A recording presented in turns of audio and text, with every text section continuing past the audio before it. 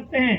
उनकी जो नीति थी कि जो यहाँ जन्म लेगा उसे झारखंडी में नियोजन का अधिकार मिलेगा, क्या किसी भी तरह से संवैधानिक और नियमता है? नहीं। कि कोई यहाँ पैदा होगा उसे झारखंडी मान लिया जाए, क्या ये संवैधानिक है? यदि ये संवैधानिक है तो कोई तो ट्रेन में पैदा हो जाता है, ट्रेन उसका होना चाहिए ना। ऐसे कैसे में पैदा होता है, अस्पताल उसका होना चाहिए ना। तो पैदा होने से जब अस्पताल मेरा नहीं, पैदा होने से वो ट्रेन मेरा नहीं, तो सिर्फ पैदा होने मात्र से उसे झारखंडी कैसे माना जाए?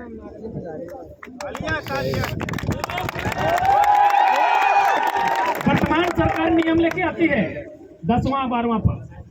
अरे हम लोग भी यहाँ पर इतने लोग हैं, कोई मामा घर से, कोई मौसी घर से, कोई फुआ घर से मैट्रिक पास किए हैं ना।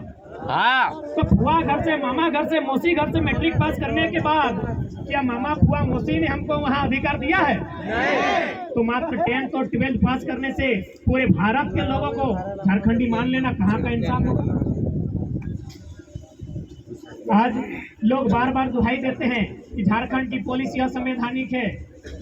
एक बात बताइए, ये संविधान का हवाला, ये संविधान का डंडा केवल झारखंड पर, या जो लोग संविधान की बात करते हैं क्या उन्हें संविधान की जानकारी है? यदि नहीं है तो आप केवल अनुच्छेद 15 और 16 में क्यों रुकते हैं? अनुच्छेद 19 तक पहुंचिए, अनुच्छेद 171 तक पहुंचिए, अनुच्छेद 371 तक पहुंचिए और उसे पढ़िए क्या लिखा है। ये भारत का संविधान बड़ा खूबसूरत है, ये कहता भी है नहीं भी कहता है। भारत का संविधान आर्टिकल 171 171 क्या कहती है विधानसभा के लिए? कि कम से कम 60 विधानसभा की सीटें होनी चाहिए, कहती है ना भारत का संविधान। भारतीय संविधान अनुच्छेद 171 तो कहती है कि विधानसभा में किसी भी राज्य में कम से कम 60 विधायक होने चाहिए, हमारे यहाँ 81 है, कहती है ना। लेकिन फिर वही भारत का संविधान 371 जिनमें कुछ धाराएं हैं जो सिक्किम, अरुणाचल प्रदेश और गोवा के लिए कहती है आप 30 और 40 पे काम चला सकते हैं। वही भारत का संविधान जो 171 में कहता है कि 60 विधायक होने चाहिए, वही संविधान कहता है आप 30 पे काम चला सकते हैं। तो भाई ये संवैधानिक दांवपेच, ये संविधान का डंडा, ये संविधान की मार केवल झारखंडियों के साथ क्यों? हमने किसी के साथ क्या गुनाह किया है? हमने कहा किसी के अधिकार को छीना है? दुनिया में हजारों लड़ाइयां लड़ी गई है। एक राजा ने कभी एक रानी के लिए युद्ध किया है, लेकिन हमने जब भी युद्ध किया है इस माटी को बचाने के लिए। हमारा कोई इतिहास बताएगा कि हमने किसी को घर से भगाया है? हमारा कोई इतिहास बताएगा कि हमने कहीं कब्जा किया है? हमने जब भी युद्ध किया है, अंग्रेजों से जब भी मुकाबला किया है, अपनी माटी को बचाने के लिए। तो हमारा गुनाह क्या है? हमने किसी का क्या बिगाड़ा है? आज ये राज्य न जाने कितनी शहादत के बाद, न जाने कितनी माओं की गोद सुनी हुई, न जाने कितनी बहनों की मांग का सिंदूर उजड़ा है, तब जाकर हमने एक नया झारखंड बनाया। यही आपके हजारीबाग जिला के अंतर्गत बिशनगढ़ प्रखंड है, वहां एक बलग मक्का नामक गांव है। एक गांव में सात लोग शहीद हुए। शहीद नहीं हुए, उनका गला किसी का काटा गया, किसी का गोलियों से छलनी किया गया, तब जाके हमें राज्य मिला। क्या कभी इस दर्द का आभास इन सत्ता में बैठे लोगों ने किया है कि हमने किन परिस्थितियों में ये राज्य लिया है? इसलिए आज जितने भी नौजवान जो अपने घर से बाहर छात्रावास में जाकर तैयारी करते हैं, कभी उनके दर्द को किसी ने समझा है कि किस प्रकार हम अपना मुर्गी, चन्ना, छतरी, पटरू, गाय गोरू बेचकर, अगर हमारी माओं के पास अगर पुरखों का गहना है उसे गिरवी रखकर, अपने खेत का जमीन का टुकड़ा किसी को कर्ज में रखकर बड़ी मुश्किल से पैसा जमा कर उन पैसों को गठरी में भेजकर बच्चों को हजारीबाग, किसी को रांची, किसी को धनबाद भेजा जाता है। इस उम्मीद के साथ भेजा जाता है कि जब बच्चा घर वापस आए तो एक छोटी सी नौकरी लेगा, और उस उम्मीद को पूरा करने के लिए बेटा दिन रात मेहनत करता है।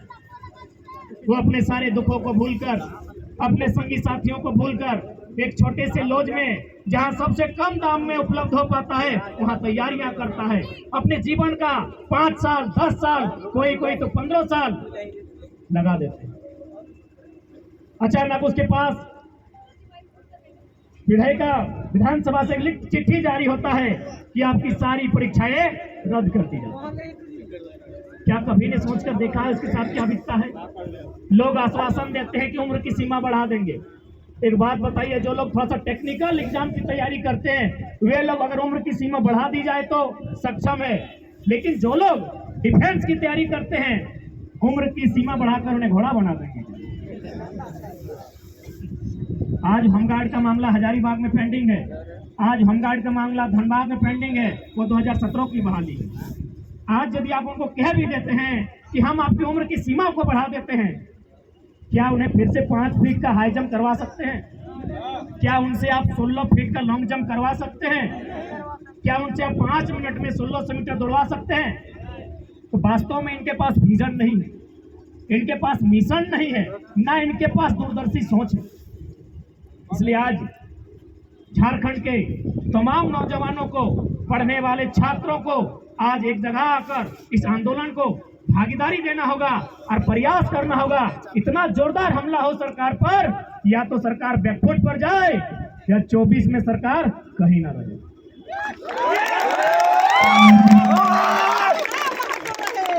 कब तक, आखिर कब तक हम अपने सपने को अपनी आंखों के सामने ओझल होते हुए दूर होते हुए देखना पसंद करेंगे?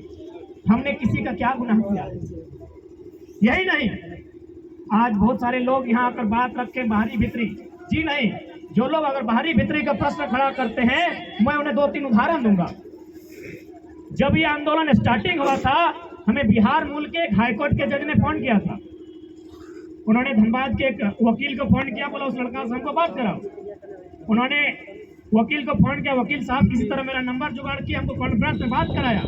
हाईकोर्ट जो कि बिहार मूल के हैं, उन्होंने स्पष्ट कहा कि हम आपकी इस भाषा की लड़ाई में बिल्कुल आपके साथ हैं, क्योंकि यदि सभी लोग यूपी, बिहार, बंगाल, उड़ीसा के लोग अगर भाईचारा के नाम पर झारखंड में कब्जा कर लेंगे तो झारखंड बना ही क्यों था?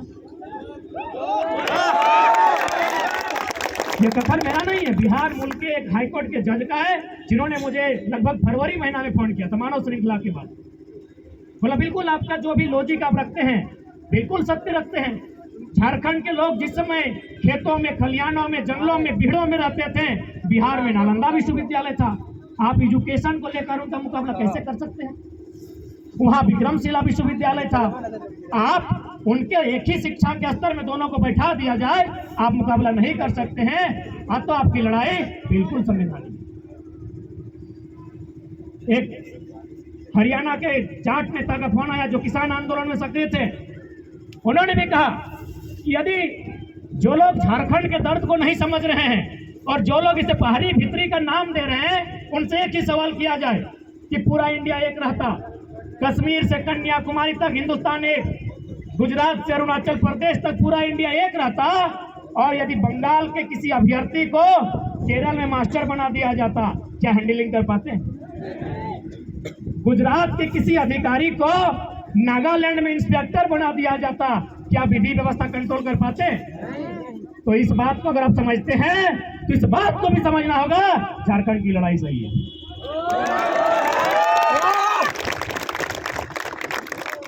अभी बताइए, यदि बैरियर नहीं होता, राज्यों के लिए अलग अलग नियम नहीं होते हैं, तो आज क्या विधि व्यवस्था कंट्रोल हो पाती? क्या एक मलयालम बोलने वाला केरल का इंसान झारखंड के क्षेत्र में विधि व्यवस्था कंट्रोल कर पाता? नहीं कर पाता। तो इसीलिए हमारे देश की खूबसूरती यही है, अनेकता में एकता, विविधता में एकता, और उसी के तहत आपको सबके अधिकार को सुरक्षित रखना हो। आज लोग कहते हैं कि 1932 का खतियान असंवैधानिक है, ये अंग्रेजों के काल का है। बोले भैया आप इतना हमको मत सताइए, अब हम लोग को इतना परेशान ना कीजिए। आप किस कानून की बात करते हैं और कौन से संविधान की बात करते हैं? अरे हम लोग भी थोड़ा बहुत पढ़ लिए हैं, अब हम लोग भी अनपढ़ जाहिल नहीं है, थोड़ा बहुत पढ़ लिए हैं। आप जिस संविधान की बात करते हैं और आप जिसे अंग्रेजों के काल का कानून मानते हैं, तो पलटिए थोड़ा सा, आप फ्लैशबैक में पीछे जाइए। सन 1990 भारत के संविधान में 66वां संशोधन हुआ था। क्या हुआ था? CNT जो 1908 में बना कानून है उसकी 3 अध्याय को 66वां संशोधन करते हुए 1990 में भारतीय संविधान के अनुसूची 9 में शामिल किया गया। तो क्या 1908 का कानून जो CNT कानून है वो अंग्रेजों के काल का कानून नहीं है?